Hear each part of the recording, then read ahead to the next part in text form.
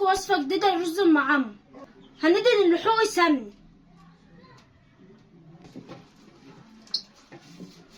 غسلت الرز ونقعته ساعتين. هنزل بالرز بقى.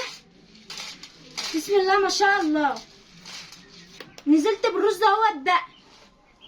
معايا السكر حسب الرغبة. هنزل بشوية من اللبن بقى. هنقلب السكر مع اللبن بقى. السكر اهو.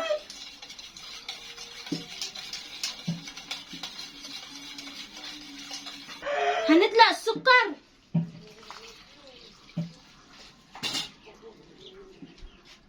هننزل باللبن بقى.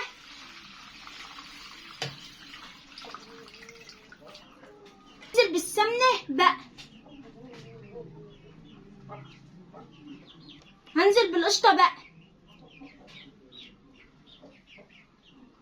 ده احلى معمر هنحطها في الفرن بقى. شغلنا الفرن هنحط المعمر. بسم الله ما شاء الله. انا معلقه الفرن من تحت عشان يغلي. انا مهديها من فوق عشان الوش ما يتحرقش. بسم الله ما شاء الله. ما تنسونيش في متابعة اخواتي وحبايبي. بيغلي ازاي؟ اللهم صل على النبي. دي كانت وصفتنا النهارده المعمر. ما تنسونيش في متابعة. بحبكم في الله.